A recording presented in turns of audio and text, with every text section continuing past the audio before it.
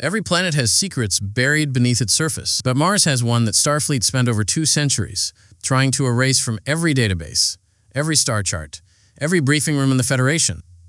And when the crew of the USS Enterprise stumbled into it, they didn't find rust-colored rock and dead soil. They found war. They found a civilization that fought until there was nothing left to fight for. And they found out that the reason Mars is a frozen, lifeless husk today has nothing to do with random cosmic chance. It happened because of choices. Choices made by beings who looked almost like us, who bled and grieved and hated an enemy so completely that they were willing to burn their own future to end it. This is the story of the Martians, not the pulp comic book invaders from old science fiction magazines, but the real, canonical Star Trek Martians revealed in Strange New Worlds, 4th season premiere, Valles Marineris. Where they came from, how they lived, why they disappeared, and what tiny, invisible pieces of them are still walking around the galaxy today, hidden inside species who have no idea what they're carrying. To understand what happened to Mars, you have to go back roughly 65 million years, long before humanity existed, long before Vulcan sent a single ship into space. Back then, Mars wasn't the barren desert we know. It was green. It had water, atmosphere, life, cities. And it had people, tall, striking humanoids, Martian women standing close to 6 feet, the men taller still, built for a world with slightly gentler gravity than Earth's. When these Martians eventually encountered humans in the far future, they found our gravity almost suffocating by comparison. That single detail tells you something important. These weren't aliens shaped by accident. Their bodies were tuned precisely to their home. And that raises the first real mystery of the episode, one that connects all the way back to one of Star Trek's oldest and most important stories. Why do the Martians look so human? Why do they share features with Vulcans, pointed ears and all? The answer isn't coincidence, and it isn't convenient writing. It's mythology. Decades ago, the Next Generation revealed that a single ancient species, the progenitors, seeded genetic material across the galaxy billions of years ago, a shared blueprint that would eventually blossom into humans, Vulcans, Klingons, Romulans, and apparently Martians, too.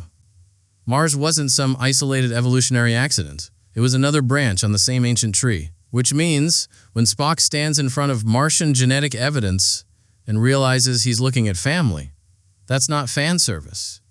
That's the show reaching back to one of its oldest unanswered questions and finally giving it a face. But peaceful origins didn't mean a peaceful history. The Martians were not alone in their solar system. Sharing the same region of space was a 5th planet, a rocky world sitting where the asteroid belt exists today, home to a terrifying insectoid species called the doldrum. And according to Commander Cassell, the Martian officer at the center of this story, the war between their 2 civilizations wasn't a war that started at some point. It was a war that had simply always existed. 2 peoples, locked in conflict for so long that neither side could remember what peace even looked like. Then came the moment that changed everything. A doldrum vessel crashed onto Martian soil, and its survivors didn't retreat. They began consuming the land itself, spreading like a biological infection across the Martian surface.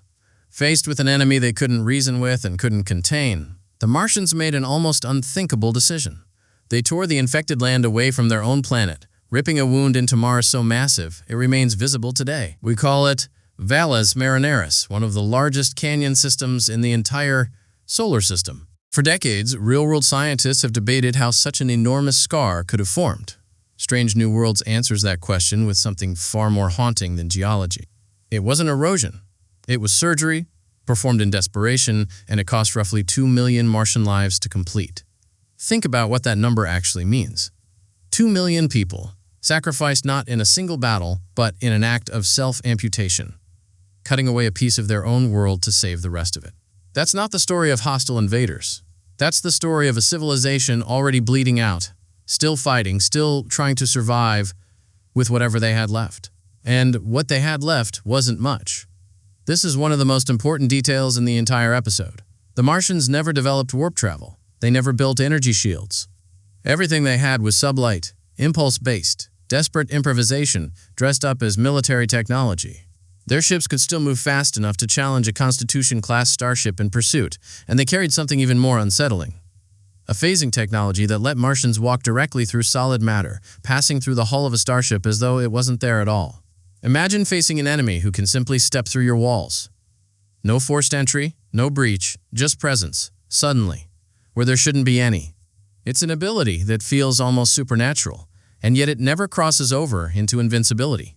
Because for everything the Martians could do, they still couldn't win the war on their own terms. They needed something bigger. And that need is exactly what pulled the USS Enterprise into their story. When Pike's ship is thrown backward through time by the anomaly, the Enterprise doesn't stumble into a museum diorama of ancient Mars. It stumbles into an active war zone, and to the Martians it looks like the answer to 65 million years of prayer. Citing what they describe as salvage rights, the Martians seize the ship and strip it of something precious, antimatter, the one resource capable of finally ending their war on Martian terms. It's worth pausing here to ask why the show frames it this way instead of simple theft. The Martians genuinely believe they're operating within their own laws, their own version of justice. To them, this isn't robbery. It's survival wrapped in bureaucracy, because even a dying civilization still clings to the idea that it behaves lawfully. Commander Cassell becomes the emotional center of everything that follows, and her characterization tells us as much about Martian culture as any battle scene does. We learn that Martian military leaders were forbidden from having romantic relationships during wartime, treated not as comfort but as vulnerability, a weakness an enemy could exploit. It's a small cultural detail, but it reveals an entire society reshaped around endless conflict, where even love had to be sacrificed for the greater strategic good. And there's something else, something almost tragic in its simplicity. The concept of alliance, of choosing cooperation over conquest with another species, doesn't compute for the Martians. Not because they're cruel, but because a war that never ends leaves no room to imagine anything else. When you've never known peace, you stop being able to picture it. So Cassell takes the antimatter, builds the weapon her people have dreamed of for millennia, and makes her final choice, sacrificing her own ship, her own crew, everything she has, to guarantee the doldrum homeworld is destroyed once and for all. And it works. The war finally ends, but endings like this always come with a price no one accounts for in advance. The blast doesn't just erase the doldrum. It shatters their entire planet into fragments. Fragments that become the asteroid belt we still chart today. And the shockwave from that destruction rips through the Sol system with enough force to shift Mars' own orbit, slowly transforming a green, living world into the frozen, airless graveyard humanity would one day photograph from orbit and never once suspect had a history at all. In the cruelest twist of the entire story, that same catastrophic blast sends a piece of debris hurtling toward Earth, the very meteorite that would one day strike the Yucatan Peninsula and wipe out the dinosaurs. Every schoolchild who's ever learned about the extinction of the dinosaurs has unknowingly been taught the epilogue to a war fought on another planet between two civilizations no one remembered existed. And yet, extinction is not quite the final word. Centuries later, Dr. Mabenga uncovers something remarkable buried in the genetic data of species scattered across known space. Fragments of Martian DNA, quietly present in Vulcans and likely in others too, evidence that before the end, some Martians didn't stay to die with their world. They left. They scattered outward into the galaxy, and their bloodline dissolved into the ancestry of civilizations that would rise long after Mars went cold. It's a stunning piece of retroactive continuity because it means Spock's line about being connected to something ancient, that quiet whisper from Gene Roddenberry's earliest ideas for the character, was never abandoned. It was simply waiting 60 years for the right episode to finally prove it true. By the time the Enterprise returns to its own era, Starfleet's response says everything about how dangerous this knowledge really is. Every detail about the Martians is immediately classified, locked away, treated not as history but as something the galaxy isn't ready to know.